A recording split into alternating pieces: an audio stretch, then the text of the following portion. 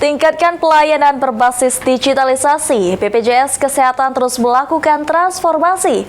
Dan yang terbaru, dengan menerapkan Frista, Face Recognition Integrated System Hospital yang memungkinkan peserta JKN melakukan verifikasi dengan pemindai wajah.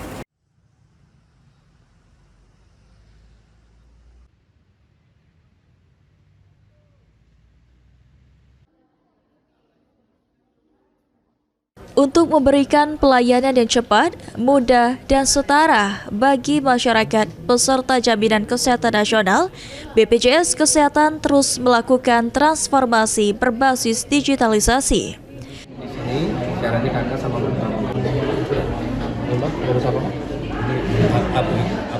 Ditemui pada Senin 7 Juli 2025, Kepala Cabang BPJS Kesehatan Palembang, Edi Surlis menjelaskan, jika transformasi digital yang dilakukan BPJS Kesehatan mulai dari pemanfaatan aplikasi mobile JKN yang memudahkan dalam perubahan data kepesertaan, screening, melihat informasi kepesertaan, hingga antrian Vaskes. Bahkan jika sebelumnya untuk mengakses pelayanan, peserta JKN memerlukan kartu kepesertaan atau KTP.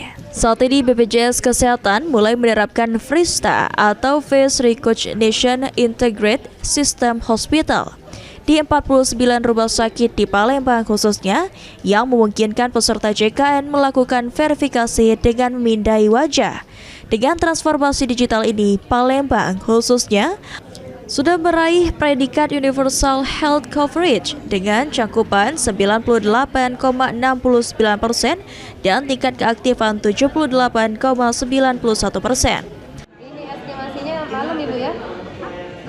Iya, malam ini kan ada jam 8. Frista sudah, khususnya di Palembang ini sudah berjalan di seluruh rumah sakit yang kerjasama dengan kami. Ada 49 rumah sakit saat ini dan sudah berjalan.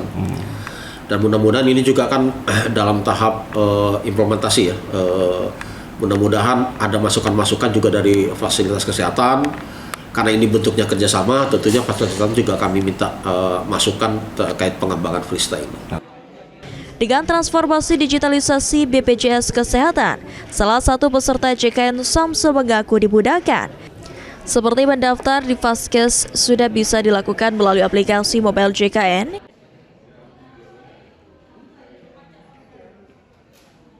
Kita sebagai